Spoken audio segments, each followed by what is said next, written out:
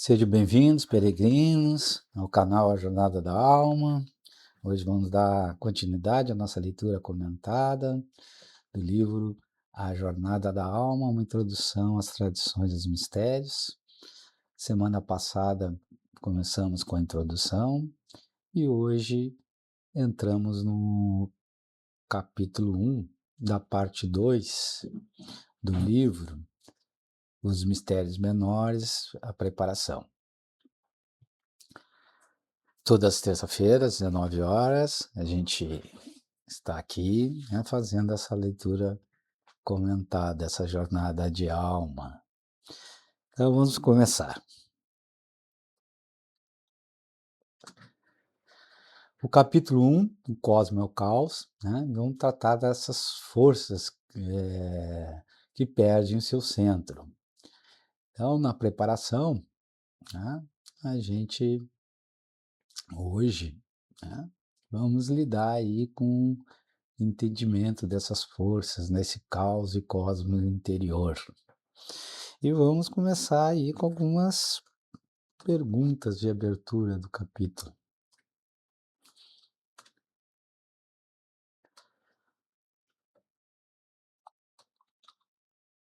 Vamos ajeitar aqui na preparação, na apresentação. Vamos lá. Se o príncipe já recordou sua origem, por que ainda não pode retornar? Na semana passada, a gente começou com a introdução. E na introdução, a gente comentou que recordar não basta, né? Precisamos nos preparar para uma jornada, para o retorno da nossa alma. Então, só saber, né, que a gente é um ser espiritual, né, que a gente tem uma origem, isso por si só não nos faz viver uma experiência espiritual. E para que a gente possa viver essa experiência espiritual, nós temos que nos preparar. E aqui nós estamos, então, nessa parte 2 do livro.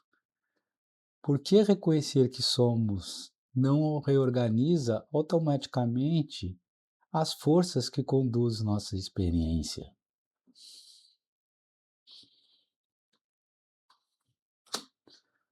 O que acontece quando desejos, emoções, pensamentos e impulso começam a disputar o centro da nossa vida?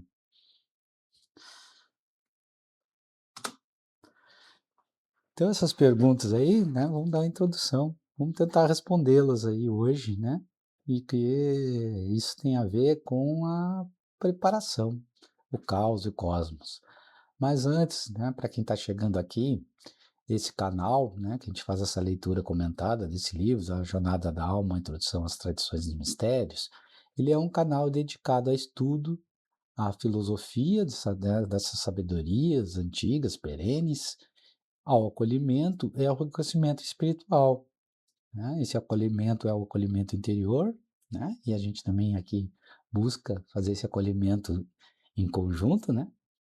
E o reconhecimento espiritual, porque as tradições antigas entendiam que, como somos seres espiritual, a gente não precisa buscar a espiritualidade, mas sim reconhecer a espiritualidade que já está na gente. Então, essa é a proposta que a gente vem trazendo aqui todas as terças-feiras. Então, dando continuidade, né? Começamos ali com aquela introdução das perguntas, vamos tentar respondê-las hoje aqui através, né, desses tópicos aqui dos capítulos. Tá? Quando as forças perdem seu centro, quando as forças disputam o seu centro, caos, karma, continuidade dos padrões, a serpente e o reino do caos ao cosmo, a personalidade a serviço da alma e as forças que mantêm o caos. Entendendo, né, aí que o caos, né, que tem simbolicamente, né, que a gente sempre trata muitas coisas de forma simbólica, que o caos representa forças, né, forças que disputam o centro. Essas forças que fazem com que a gente experimente na nossa vida, no nosso cotidiano, né? E que a forma como essas forças são organizadas, né, vão criar, né, a continuidade, padrões, né, vão fazer, trazer condicionamentos para a nossa vida, né, e que existe um reino, né, entre aspas, né, representado simbolicamente na serpente, que tenta reorganizar essas forças, né? E, e vamos aí também depois, mais ali o fim, né? Ver como é que a gente pode ver essa forma de reorganização, passando do caos ao cosmo, e como a personalidade pode estar a serviço da alma, nossa alma, né? Que busca uma jornada espiritual, e no final vamos dar aí uma introdução já para o capítulo 2, que vai falar dos kleshas, as forças que mantêm o caos, né? Que existe algumas forças que faz que a gente se mantenha, né, nos padrões que a gente utiliza, né, para, vamos dizer assim, lidar, né, com as questões do dia a dia. Então, tipo, ver que isso é bem prático, né? Que existe uma abertura que a gente começa aqui na preparação a entender como a gente lida com o nosso dia a dia e como a gente pode, né, observando para esses aspectos, eh, começar a trabalhar a nossa espiritualidade, nos preparar, né, para a nossa origem, o retorno à nossa origem através do hino da pérola, né. Então, vou começar pelo meu tópico, que cosmo e caos, quando as forças perdem o seu centro. Na introdução dessa segunda parte, retornamos ao hino da pérola e encontramos o príncipe diante de uma situação decisiva. A carta havia chegado e com ela a lembrança de sua origem começava a romper o torpor que mantivera identificado com o Egito, né? Ou seja, a gente tem a vida cotidiana, muitas vezes estamos envolvidos pela nossa vida cotidiana, entendemos aqui, né, na representação do índio belga, que isso é um certo torpor, porque a gente está tão envolvido que se esquece de que temos uma espiritualidade, e quando a gente recebe essa carta, esse chamado para o desenvolvimento espiritual, a gente só isso não basta, né? A gente precisa começar a ter uma vida espiritual. Só receber o chamado, receber a carta, não vai nos levar para uma consciência da espiritualidade, uma consciência da nossa alma. Mas recordar quem era não significava que sua jornada estivesse concluída. A pérola continuava guardada pela serpente. As vestes do Egito ainda envolviam, e havia um caminho a ser percorrido antes que pudesse retornar à casa do Pai. Então aqui também traz essa questão de um propósito espiritual, né? Não basta saber que a gente é ser espiritual, traz a gente para uma necessidade de uma ação, né? De uma ação voltada para a nossa espiritualidade. E essa ação exige aí, né, uma preparação. E essa preparação nós estamos começando hoje. A recordação havia aberto uma possibilidade, mas era necessário preparar-se para realizá-la. É justamente nesse ponto que começamos a compreender por que os antigos mistérios não tratavam o caminho espiritual apenas como uma aquisição de conhecimento. Saber algo sobre nossa origem pode modificar profundamente a nossa compreensão da vida, mas não reorganiza automaticamente as forças que participam de nossa experiência. Então, saber que nós somos ser espiritual, por si só, não faz que a gente consiga, de imediato, né, se a gente não começar a buscar uma sabedoria de como a gente pode começar a essa jornada espiritual. Então, a gente precisa começar a entender o que que é essa jornada. para que o príncipe possa recuperar sua pérola e começar a retornar à sua origem, né. Então existe toda uma preparação para isso, uma necessidade de a gente começar a identificar determinados padrões que não nos deixam, né, a gente sair de uma roda, naquela roda daquela continuidade, estar sempre envolvido, né, só com as necessidades da manutenção do nosso dia a dia, né. Podemos reconhecer intelectualmente que não somos apenas nossos desejos, emoções, nossos pensamentos ou nossa história, e ainda assim continuar sendo conduzidos por ela, né, porque quando a gente identifica, né, nossas consciências, que temos uma consciência material chamada, né, o mundo írico, uma consciência psicológica chamada o mundo psíquico, também temos uma consciência pneumática, e essa consciência pneumática é uma consciência espiritual. Então só, saber que a gente tem uma consciência material e uma consciência psicológica e que nós utilizamos ela para nossas experiências no dia a dia, só isso não basta, né? Nós precisamos ir além, precisamos buscar uma consciência espiritual. E então aqui a preparação, ela traz, através do do do entendimento, de olhar para o cosmos e o caos, ela traz essa possibilidade dessa abertura. Entre recordar e retornar existe, portanto, uma preparação, e é nesse intervalo que encontramos uma das imagens mais antigas utilizadas para compreender a experiência humana, a passagem do caos ao cosmos. Quando ouvimos a palavra caos, normalmente imaginamos confusão, desordem ou ausência completa de estrutura. Então a gente dá uma olhada, né, no caos como fosse algo externo, né? A gente tem essa perspectiva de parece que tudo está dando errado, né? Às vezes, ou que parece né, que coisas na vida da gente, as mudanças que ocorrem, nos levam a uma certa desestruturação, às vezes, né? Quando temos que enfrentar determinados desafios.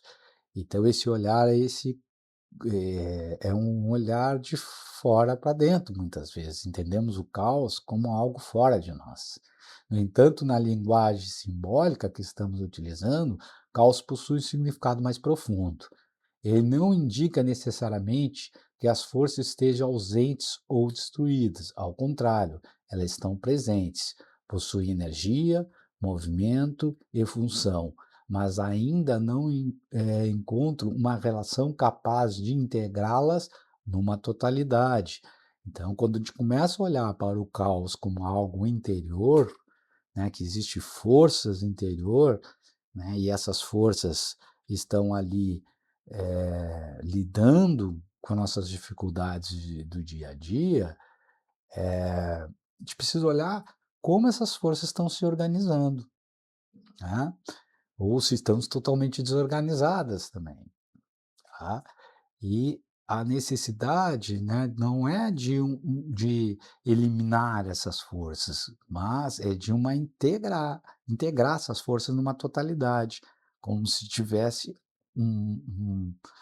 algo, né, que integra isso e não tenta, eliminá-las ou tenta disputá-las, né, como um centro específico em cada momento.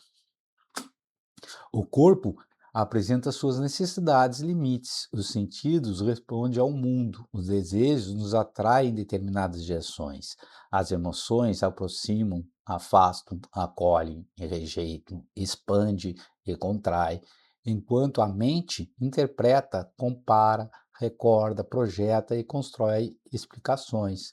Nada disso constitui um problema em si. São forças necessárias à experiência humana, essas forças psíquicas, né, as forças emocionais, forças mentais, elas são necessárias para que a gente possa ter uma experiência humana. A dificuldade começa quando cada uma delas, em determinado momento, deixa de participar da totalidade e passa a reivindicar para si a direção da vida. O desejo quer conduzir, as emoções reagem, a mente justifica, o corpo exige, o medo interfere e aquilo que deveria participar da experiência começa a disputar o seu centro. O centro se desloca continuamente. A personalidade tende a identificar-se com aquilo que naquele instante ocupa. Quando o desejo assume a direção, dizemos simplesmente eu quero. Quando o medo se apresenta, eu tenho medo.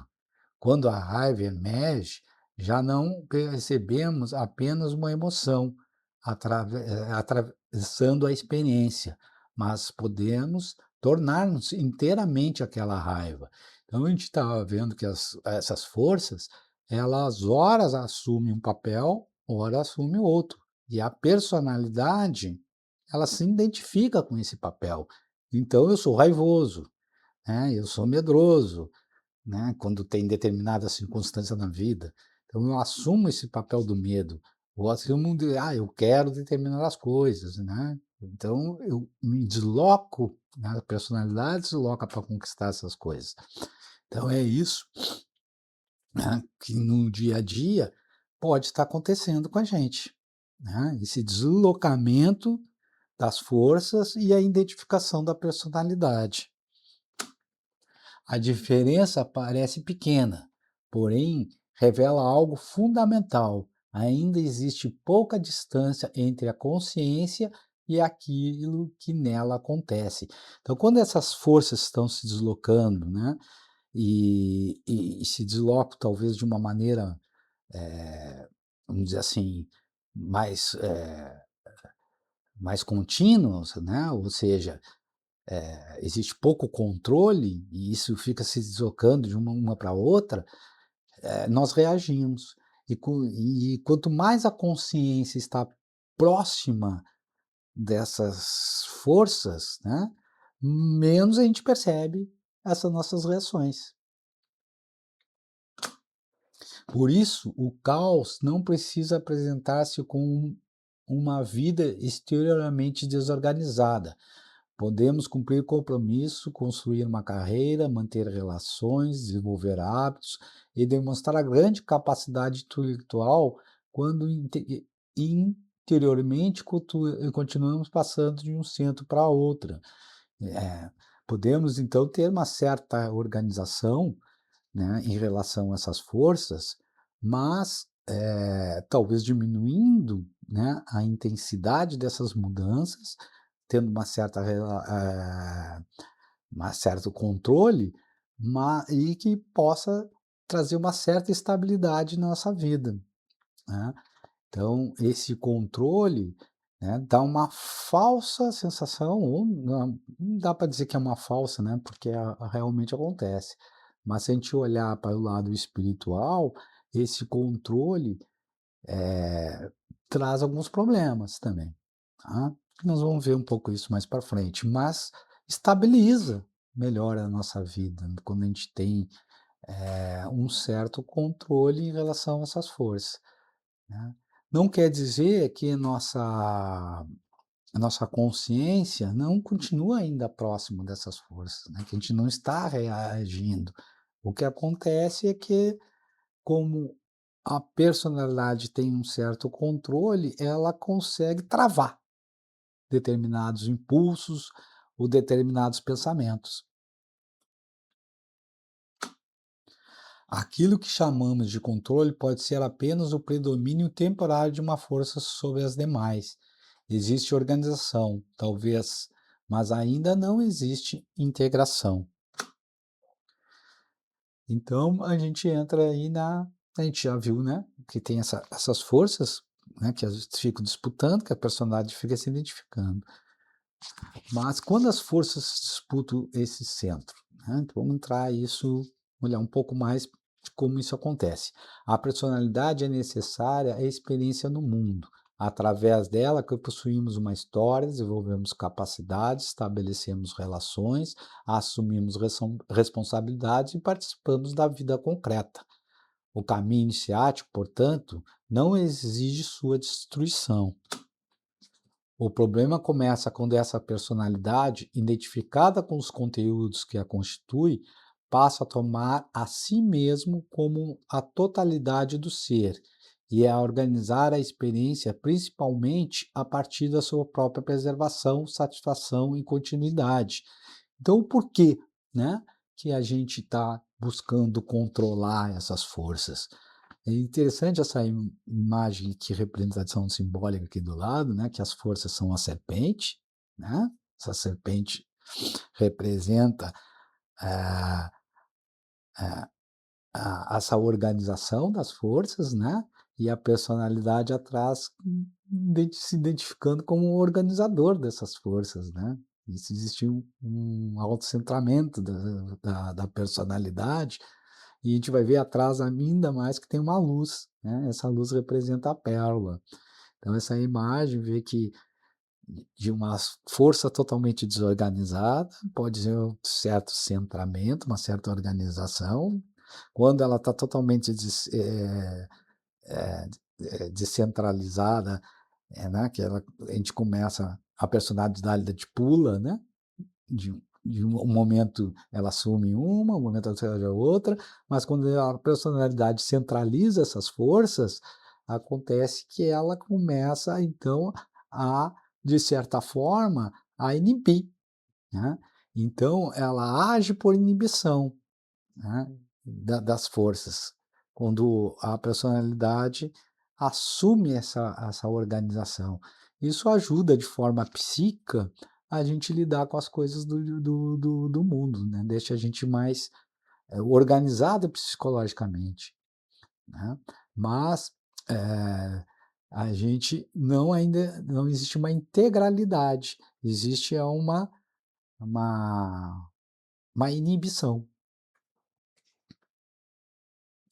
E isso a personalidade faz, né, porque ela busca essa preservação, né. Se eu tenho as forças todas desorganizadas e a personalidade fica se identificando com essas forças, ela vamos dizer assim, ela não consegue muito bem lidar com essa preservação, né, que ela busca, a personalidade, esse autocentramento, né, busca lidar, trazer mais satisfação para a vida, uma vida mais continuidade, eu consigo lidar melhor com os problemas, né, e quando eu consigo lidar melhor com os problemas da vida, eu sinto uma certa satisfação momentânea, né. Então, isso ajuda, mas ainda não está na pérola, né. Quando esse autocentramento ainda não consegue organizar de maneira relativamente estável as forças ílicas e psíquicas, o centro oscila com grande facilidade. A pessoa pode desejar algo intensamente, pouco depois ser impedida pelo medo. Pode tomar uma decisão e abandoná-la diante de uma emoção. Pode compreender racionalmente determinado padrão e ainda assim repeti-lo quando as circunstâncias despertam novamente a força que o sustenta. Então a gente vê aqui que, independentemente, né, de a gente ter essas forças totalmente desorganizadas e uma oscilação muito grande, ou ter uma organização melhor, né, através dessa personalidade, né, que sustenta e inibe determinadas forças para sustentar a sua, a, a sua existência, né, a sua permanência. Quando a gente olha para essas questões, né, a gente identifica essa necessidade de sustentar, né? Necessidade que pode nos dar um determinado prazer na vida. Ao longo da vida, entretanto, a personalidade pode desenvolver recursos para lidar melhor com essa diversidade. Aprendemos a conter determinados impulsos, compreender emoções, adiar desejos, examinar pensamentos, tolerar frustrações e adaptar nossas respostas às exigências do mundo. Essa conquista possui valor e não deve ser diminuída. Grande parte do trabalho psicológico participa justamente desse processo, ajudando-nos a reconhecer padrões e desenvolver uma organização interna que nos permita atravessar as mudanças da experiência sem sermos continuamente arrastados por elas. Mas existe aqui uma distinção sutil que será importante ao longo de toda a preparação.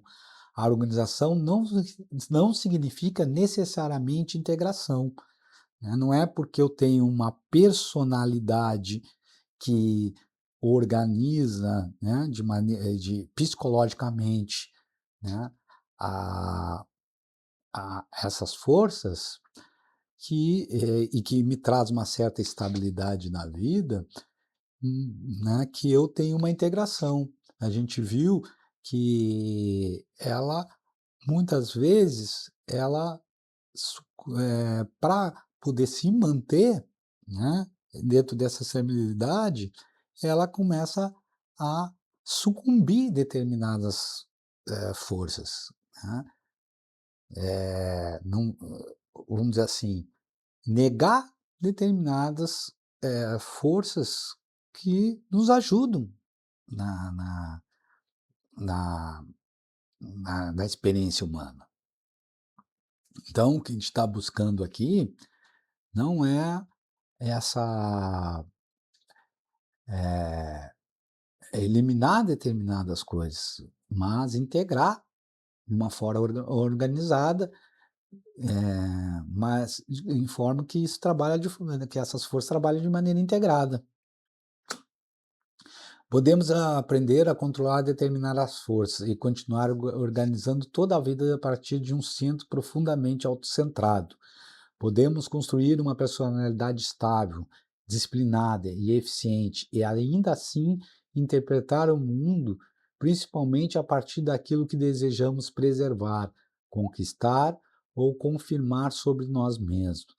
Por enquanto, basta conservar uma pergunta que nos acompanhará durante esta parte da jornada: quem está organizando o centro e a serviço de que essa organização acontece? Então, aqui a gente começa a dar um pouco uma virada, né? Quando a gente começa a, a, a, a tentar responder essa pergunta, quem está organizando esse centro? E a serviço de que está sendo organizado esse centro? Aí a gente começa a fazer uma pergunta espiritual, né? É olhar se esse essa organização nos está levando para o caminho espiritual. É quem está organizando isso, né? E esse serviço, para que está sendo organizado, se isso também nos leva, nos conduz, né, ao nosso propósito de vida. Porque quando a gente fala num caminho espiritual, a gente está falando aqui na jornada da alma do retorno, né? Do retorno à nossa origem. Esse retorno à nossa origem é ser aquilo que a gente é ser a nossa própria essência. Então, será que o nosso serviço que a gente está fazendo é mais para sustentar, né, a nossa personalidade, ou a gente está fazendo um serviço para, com propósito de alma, né, de reconhecer nosso lugar no mundo? Então, é essa virada aqui que a gente está tentando trazer na preparação para que a gente comece a observar, e responder essa pergunta, que é uma pergunta muito fundamental. Caos, karma e a continuidade dos padrões. Então aqui a gente começa a entrar um pouquinho de como, a gente mantém esses padrões, né, E o que o caos tem a ver com isso? Quando uma força ocupa repetidamente o centro, ela deixa marcas. Um desejo alimentado muitas vezes fortalece sua tendência de retornar.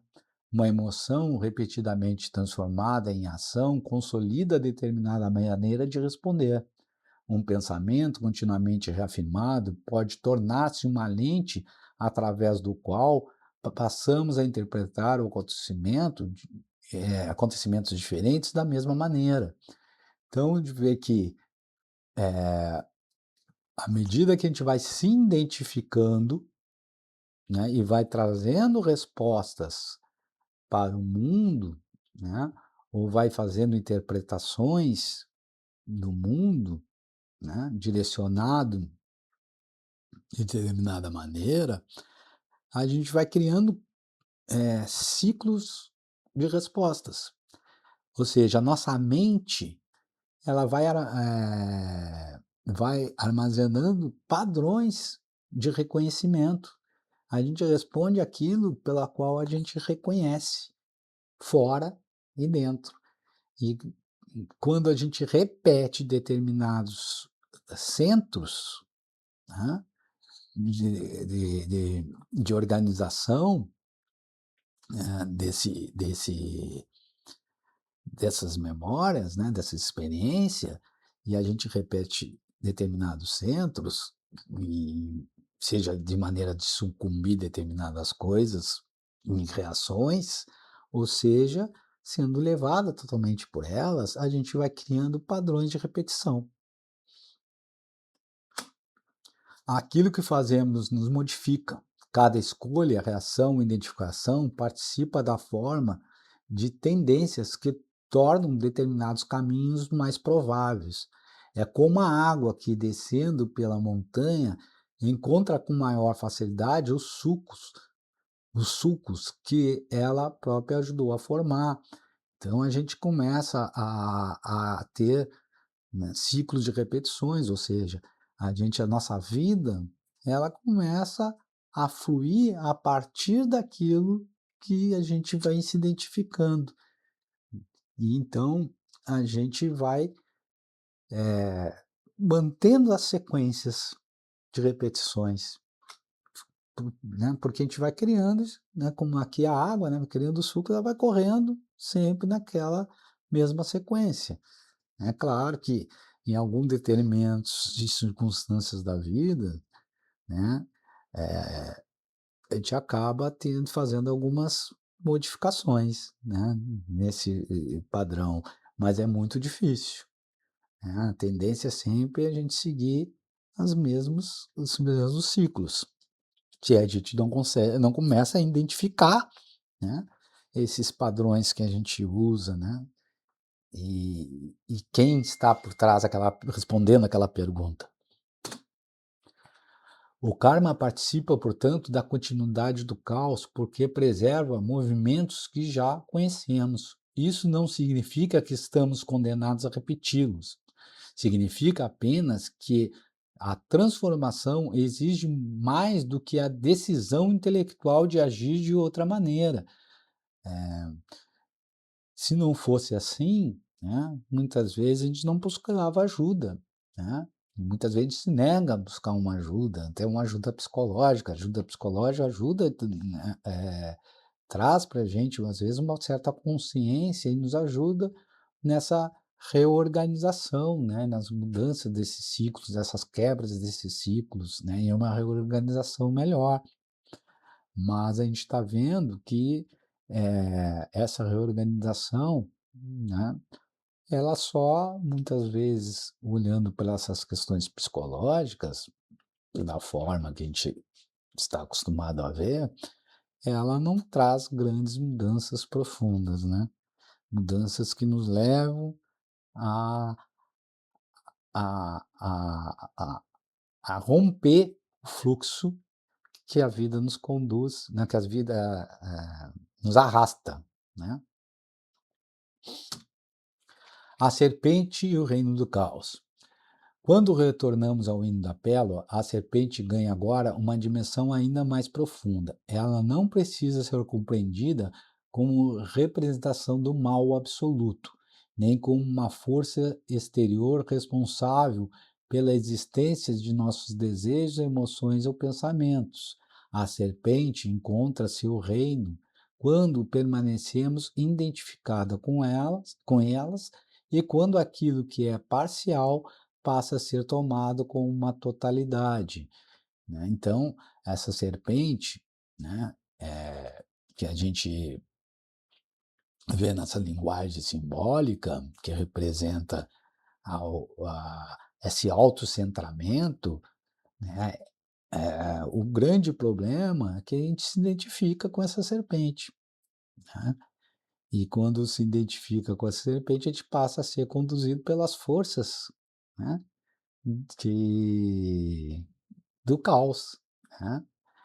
Que essa força do caos que a gente viu lá no hino da pérola, é que ofusca a pérola. Ela não apaga a pérola, mas ofusca, porque a pérola ela tem essa luz própria, né.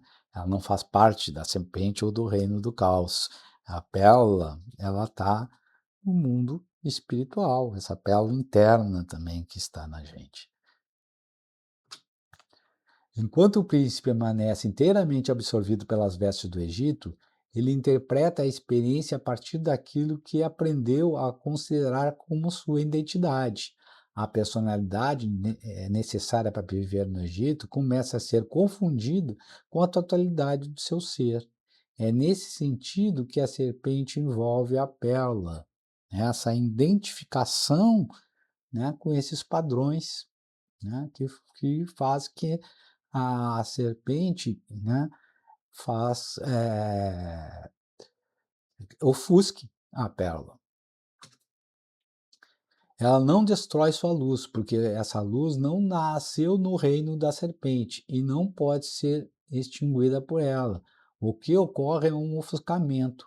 A pérola permanece ali, contendo a luz da sabedoria, mas sua presença já não pode ser reconhecida claramente por uma consciência inteiramente absorvida pelas forças que organizam o mundo ao seu redor.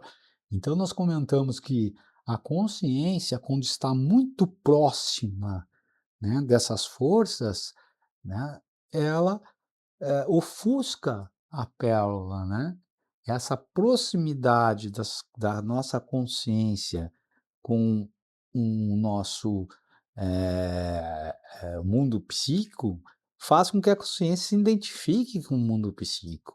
Quando a consciência está muito próxima do mundo ílico, o mundo material, faz com que essa consciência se identifique com a matéria, né, com o corpo ou com a matéria que está em torno, né, também. O que acontece é que a gente está buscando aqui é uma consciência que se afaste, né, desses mundos, uma consciência que se expanda. E essa expansão da consciência representa a pérola, que também é chamado nas tradições de mistério, né, de uma consciência pneumática, ou uma consciência crística, ou uma consciência búdica. E a gente vai ver que isso, quando a gente fala desses mistérios, né, quando a gente fala de uma consciência, uma expansão da consciência, isso não é tão longe assim, né. Quando a gente começa a entender isso, né, essa passagem do caos para o cosmo, a gente vê que isso está muito mais próximo da gente, né. O problema é que a gente precisa reconhecer no nosso interior essa pérola que está aí. E o que ela representa, não só simbolicamente, mas não só como intelectualmente, mas também como essa sabedoria, ou seja, essa pérola que a gente vai ver que é o discernimento e a sabedoria, ela pode se manifestar dentro da gente, né. Ela pode não se identificar, começar a não se identificar mais, né, com esse autocentramento, né, com essa psique ou com essa identificação com a matéria. e posso dar esse salto. E como isso pode acontecer? Nós estamos então aqui nessa preparação, nós estamos tratando é disso, tá? Do caos ao cosmos. Se o caos representa a força que ainda não encontraram uma relação capaz de integrá-la, cosmo não pode significar simplesmente submetê-la a um controle cada vez mais rígido. Podemos imaginar alguém tentando construir um jardim, obrigando todas as plantas a crescerem da mesma maneira, cortando aquilo que ultrapassa determinados limites, eliminando o que parece inadequado, e forçando todas as formas a obedecerem um único padrão, né? Criar um padrão não significa cosmos aqui. Talvez exista simetria, mas dificilmente haverá um jardim vivo, né? Um jardim que a gente participa da vida e não é conduzido pela vida, né? Esse jardim vivo é quando a gente se reconhece um ser, uma alma que vive, né? Vive a partir de um centro que não condiciona, né, mas participa, né? Um verdadeiro jardim não elimina a diversidade. Cada planta possui sua natureza, seu ritmo, sua necessidade de luz, água e espaço. E a beleza surge justamente quando essas diferenças encontram uma relação capaz de formar uma totalidade.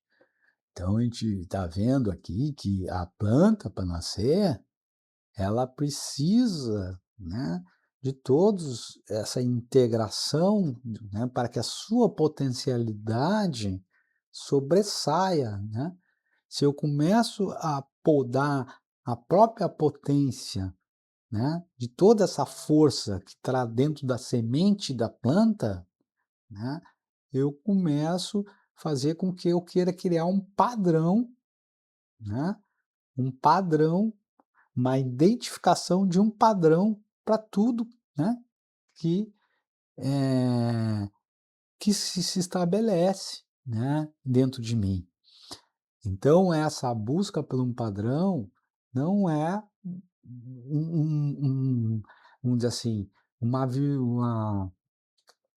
fazer com que a vida flua, né, através de uma consciência, espiritual. Então é isso que a gente está tratando aqui, né, buscando a questão do cosmo, né. O cosmo não representa eu, criar uma uma uma identificação, né, para cada força, eu me identificar com aquilo como se fosse algo, separado, né. Ou seja, meus pensamentos são uma coisa, minhas emoções são outras coisas, né, como se algo as emoções e os pensamentos não fizesse parte de um todo, né. Então, é essa identificação que traz a individualidade. Eu sou a raiva, eu sou o desejo, eu sou, né, ora eu sou a raiva, ora eu sou o desejo, né. Então isso que que representa esse caos, né. Ou eu quero que o meu desejo sobressaia sobre o meu medo, ou o meu medo acaba se sobressaindo sobre o meu desejo. É interessante como esse funcionamento psíquico que a gente está olhando aqui, né. E é interessante que isso é o caos, não é o cosmo. O cosmo, ele busca, na verdade, é que cada parte se manifeste de maneira, organizada, né. Não uma interdependência, um centro organizador disso, né. E esse centro, ele não é um centro que se identifica, porque se ele se identifica, ele é múltiplo, ele não é uno. O mesmo acontece interiormente. O corpo não precisa deixar de possuir necessidades, o desejo não precisa desaparecer, as emoções não precisam ser reprimidas e a mente não precisa permanecer silenciosa o tempo inteiro.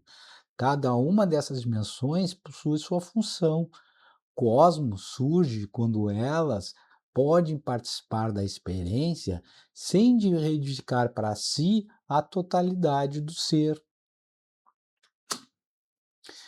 Chega um momento em que precisamos perceber que organizar essas forças a partir de um centro autocentrado ainda não significa integrá-las. A ordem exterior não garante o cosmo interior. É justamente quando essa pretensão de controle começa a revelar seus limites que se abre uma passagem diferente. Aqui, então, quando a gente começa a superar esse limite de autocentramento, que representa a serpente, que é essa força, né, organizadora do caos, né, que tenta organizar o caos, quando a gente começa a passar desse limite, começa a se abrir para uma nova possibilidade, aí que se abre o caminho, né, que é chamado a senda espiritual. Tá? E existe então uma preparação para a gente poder abrir esse caminho. Podemos descobrir que não precisamos responder imediatamente a cada desejo, seguir cada pensamento ou transformar toda emoção em ação. Entre aquilo que acontece e a nossa resposta começa a surgir um espaço, que no primeiro momento pode parecer vazio. Esse vazio não precisa ser compreendido como ausência ou perda. Ele pode representar o começo de um centramento na qual a personalidade deixa progressivamente de acreditar que precisa controlar toda a experiência para continuar existindo. É nesse espaço que começa a nascer o observador. Não como uma nova identidade colocada acima das demais, nem como um eu espiritual que passa a julgar tudo aquilo que acontece, mas como uma condição de presença. Tudo que acontece, mas com uma condição de presença. Então, esse observador, ele, ele, ele, ele não é um novo autocentrado, né? É quando eu crio um espaço, né, para que essas forças se manifestem, né? E eu começo a me colocar em presença em relação a essas forças, começa então a surgir o observador. Então, o observador, ele é essa presença que começa a olhar para essas forças como elas se manifestam. À medida que esse espaço se amplia, o discernimento começa a substituir parte da reatividade. Não porque deixamos de sentir, desejar ou pensar, mas porque já não precisamos integrar imediatamente o centro a cada força que surge. Né? Então, o observador, esse espaço, né, do observador, é um espaço que permite, né, que a gente não negue essas forças na gente. É um espaço que permite, né, que a gente tenha discernimento dessas forças. Para que eu tenha discernimento dessas forças, eu preciso abrir esse espaço. Isso a gente pode verificar quando a gente encontra um, um discernimento.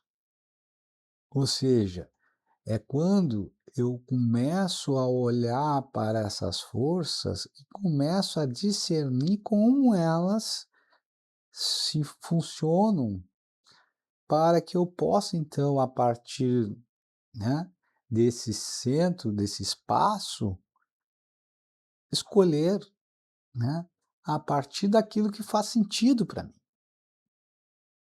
Então esse é o primeiro,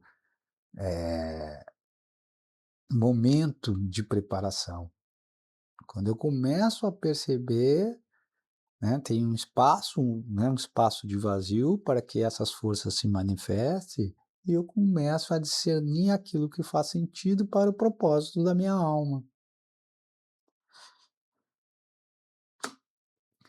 Talvez seja somente então que possamos compreender o sentido mais profundo do cosmos. Ele não representa uma personalidade que finalmente conseguiu dominar perfeitamente todas as suas forças, mas uma consciência na qual essas forças começam a encontrar seu lugar dentro de uma totalidade.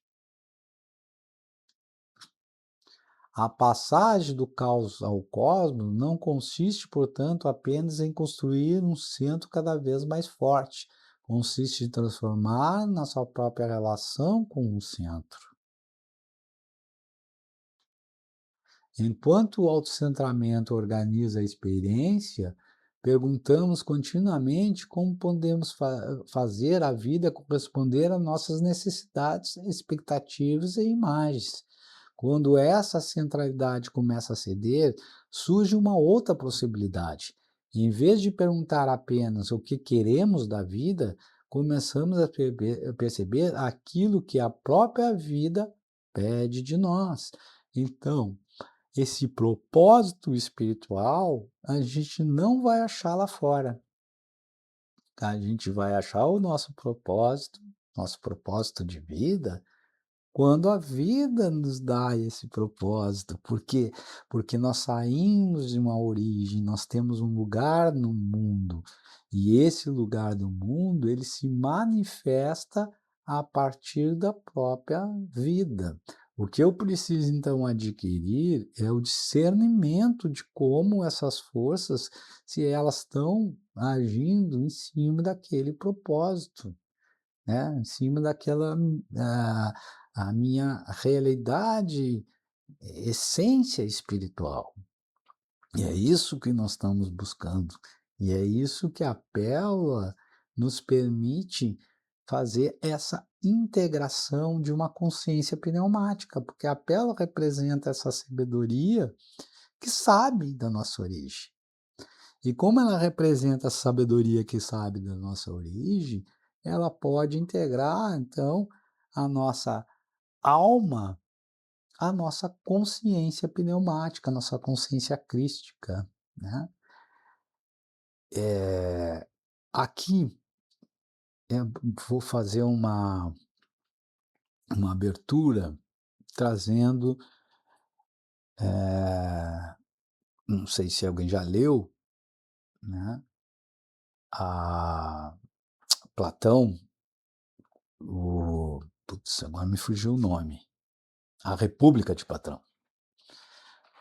Porque quando a gente lê, né, porque Platão tem vários livros, e quando a gente lê Platão literalmente, a gente acha que Platão queria criar uma república, né? Quando a gente lê Platão com um viés, né, interior, né, de uma vivência humana, a gente vê que a República de Platão, eu mostrava, né, no livro, não sei se alguém lê, que uma república é, um, é uma república boa, era aquela república em que cada um participava no seu lugar da república, né. Então tinha o guerreiro sabia o seu lugar de guerreiro, né, o carpinteiro sabia o seu lugar de carpinteiro, né, e todos eles trabalhavam de forma integrada, né, para que a república funcionasse de uma maneira harmônica, né. Então, essa representação da república representa o propósito da alma. Cada alma, ela tem seu lugar na república, ou seja, no cosmo. E o nosso propósito, né, é encontrar esse cosmo, é encontrar esse lugar no cosmo. E aonde a gente vai encontrar, né? Num numa personalidade que busca se manter no mundo através das vestes do mundo, ou, né, respondendo já aquela pergunta, né, que a gente colocou lá, quem que está no centro? A personalidade ou a nossa consciência pneumática que reconhece nosso lugar no mundo, né, e que a gente precisa do discernimento da pérola, né, que sabe o caminho que a gente precisa percorrer, né, que basta que a vida nos mostre esse caminho. Então, aqui quando a gente abre esse espaço, a gente começa a fazer esse olhar para o discernimento. Por isso que o amor e a sabedoria, né, no em todas as tradições, o amor é aquele que nos aproxima do, né, dessa integração, né. Não só essa integração interna, mas essa integração externa, né, o lugar de cada ser humano no mundo, conhecer que o outro ser humano também tem o seu lugar no mundo, né. Então a gente participa do mundo, né, trazendo para o mundo essa integração de alma, e cada um com seu propósito. Isso representa o amor, né. Isso representa reconhecer no outro aquilo que a gente tem na gente mesmo, e reconhecer aquilo que a gente tem em nós mesmos no outro, né. Então só assim a gente pode criar um mundo mais harmônico.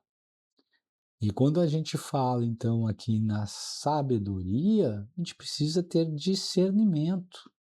Porque o discernimento que vai dizer se nós estamos conduzindo a nossa vida no nosso caminho, no nosso propósito, ou se nós estamos conduzindo o nosso caminho sendo levado pelas condições da vida.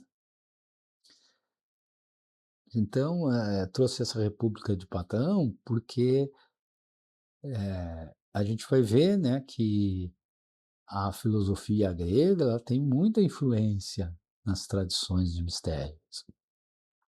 Assim como os gnósticos, assim como a filosofia oriental dos budistas, que falavam, né, desse espaço de silêncio, né, como a teosofia no livro da Helena Blavatsky, né, que fala que a gente precisa escutar o silêncio, né, e então aqui nós estamos falando do início, né, dessa preparação, de como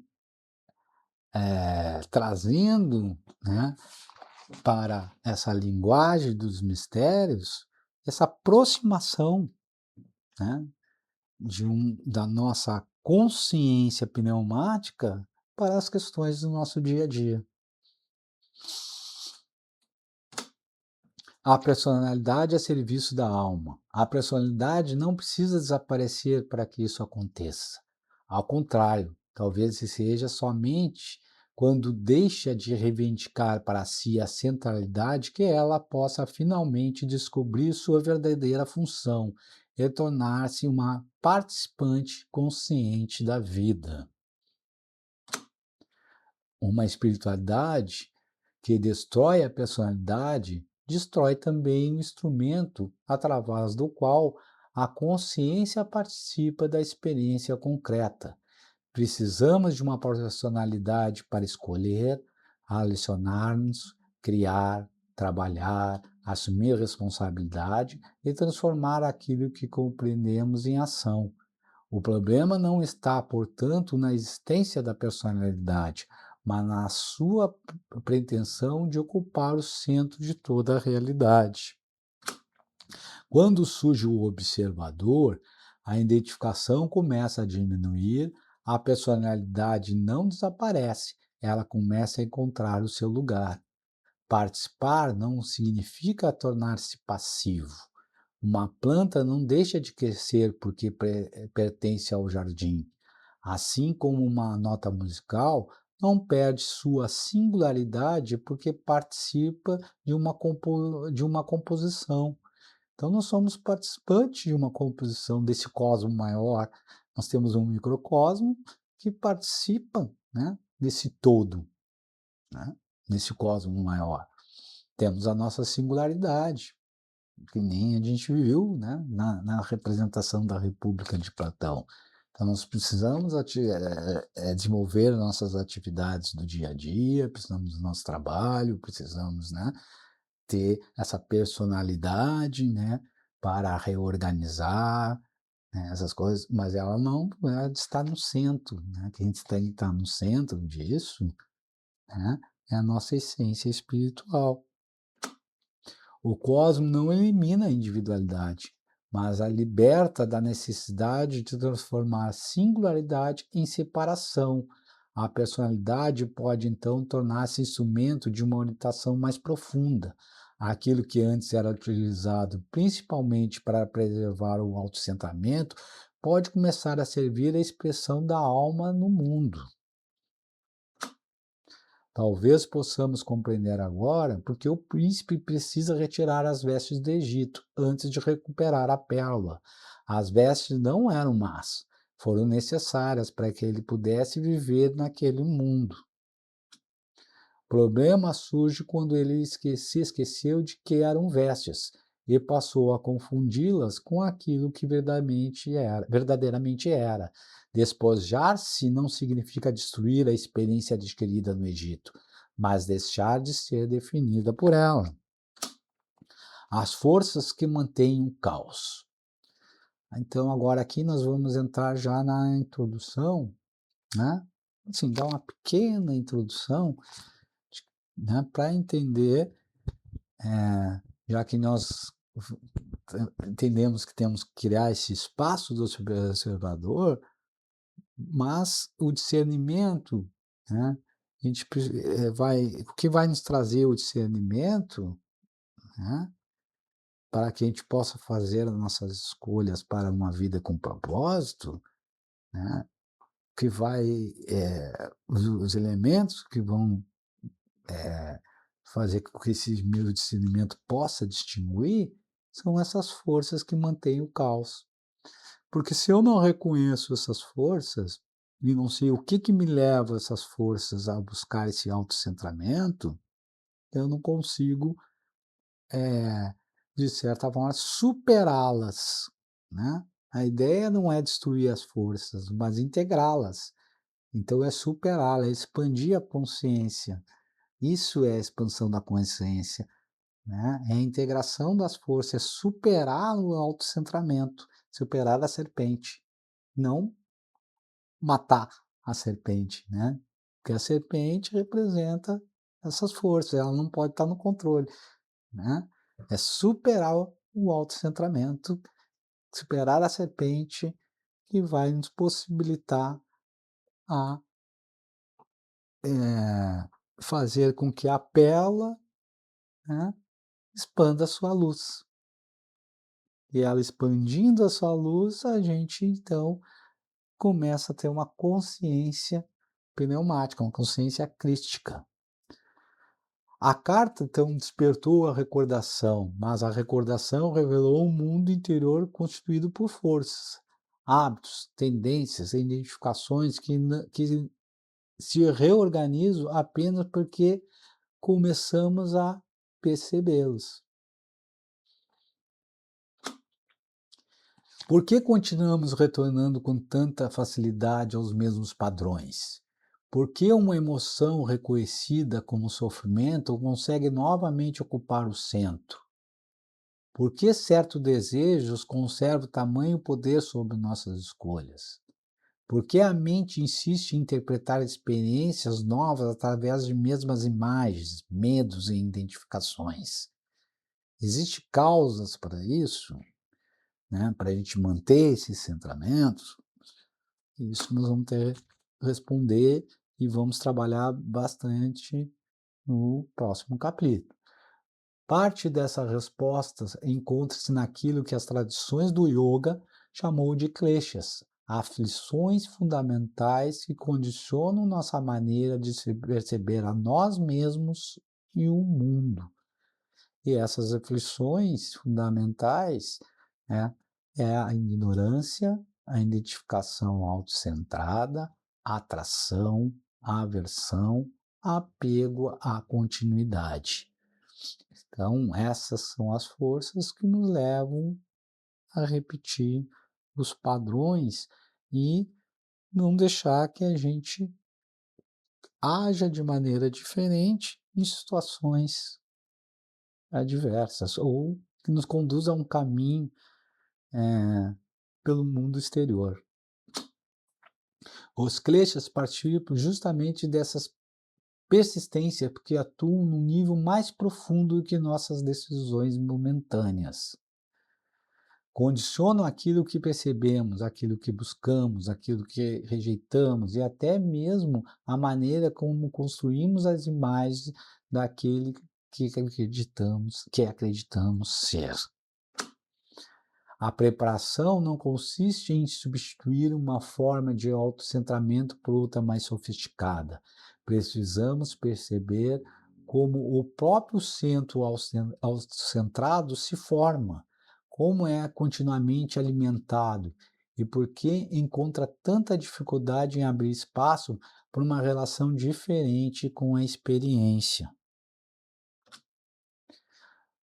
Somente então o vazio que começamos a vislumbrar deixa de perceber uma ameaça e pode tornar-se abertura para o observador, para o discernimento e, progressivamente, para uma personalidade que não precisa organizar toda a vida em torno da sua própria preservação. Preparação para o próximo capítulo. Antes de compreender para onde a consciência pode orientar-se ou quais vestes precisa progressivamente deixar, precisamos reconhecer as forças que fazem com que ela retorne continuamente ao mesmo lugar. É por isso que os kleshas aparecem agora. Eles nos permitirão observar com maior precisão como a ignorância, a identificação, o desejo, a aversão e o apego à continuidade alimentam o autocentramento e mantêm em movimento a roda da repetição. Ele sabe agora que a pérola está ali e começa a recordar por que veio buscá-la, mas conhecer sua missão não significa ainda possuir as condições necessárias para realizá-la. A serpente não precisa ser derrotada pela força, porque talvez a verdadeira questão nunca tenha sido vencê-la, mas deixar de permanecer submetido ao mundo na qual seu domínio é possível.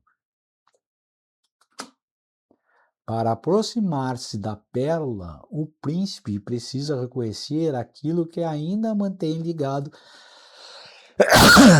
ao Egito.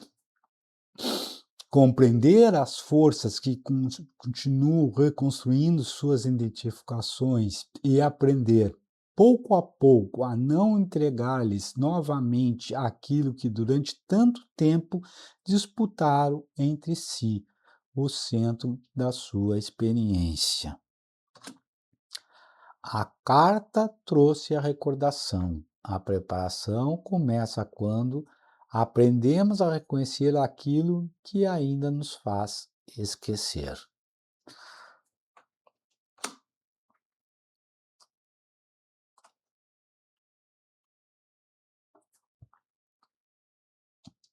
Então, aqui finalizamos, né, o capítulo 1, e na próxima terça-feira, às 19 horas, começamos a olhar para essas forças, né, que fazem nos manter preso, né, às condições, né, do cotidiano e que não nos deixa, então, criar esse espaço para a gente, buscar a nosso propósito da nossa alma, nosso lugar, né, no mundo, né, e que a gente possa viver esse propósito e de uma forma que a gente dá a nossa contribuição espiritual, né, em algo maior, ok?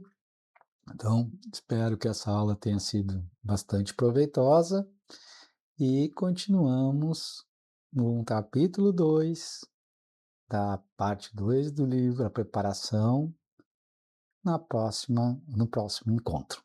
Fiquem todos com Deus.